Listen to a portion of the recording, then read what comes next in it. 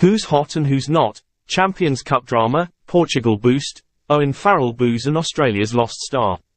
It's time for our Monday wrap of who has their name in lights and who is making the headlines for all the wrong reasons after the weekend. They're on fire. Champions Cup drama, the greatest club competition in the world, has returned, and with it so has the drama, with plenty of dramatic finishes. Exeter Chiefs got the ball rolling on Saturday when the English team came back from a 6-point deficit to score a late try against Toulon. With the clock in the red and the game on the line, Henry Slade stood up and nailed a conversion to win it. The drama did not stop there, as Bristol Bears and Lyon fought in an epic tussle with a Callum Sheedy drop goal stealing the result late on. Elsewhere, Munster were shocked by Bayonne, who produced an incredible result to draw against the United Rugby Championship holders, while on Sunday both Leinster and Harlequins fended off late onslaughts from La Rochelle and Racing 92 to claim famous wins on French soil. What a weekend! Handa Pollard shines. Although there were other outstanding individual performances in the Champions Cup over the weekend, Pollard deserves special praise as he was at the forefront of Leicester Tigers' 35-26 victory against the Stormers at Welford Road on Sunday. The Tigers had to dig deep to seal their win as they trailed their visitors 10-17 at half-time.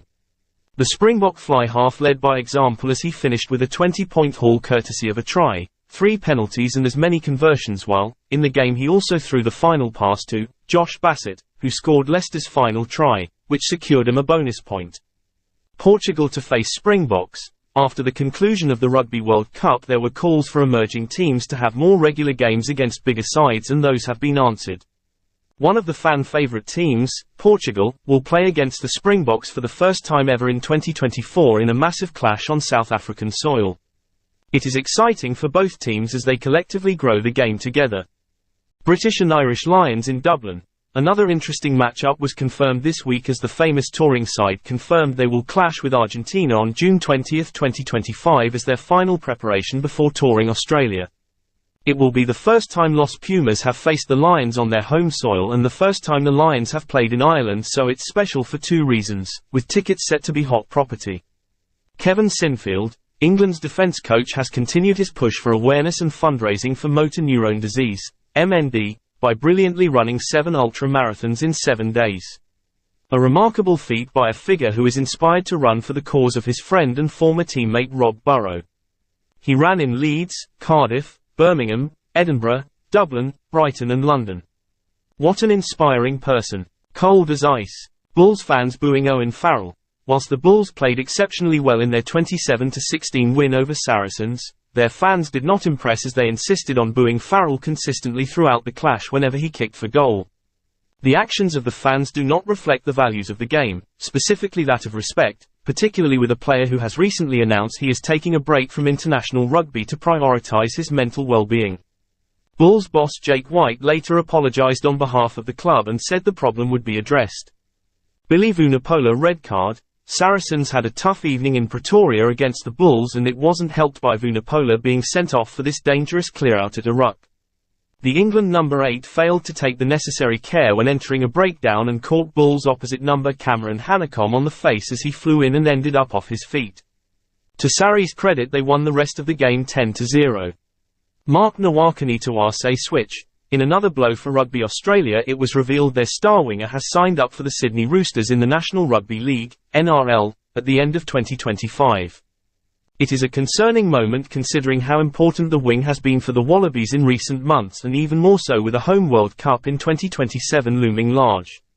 The situation in Australia is worrying at best.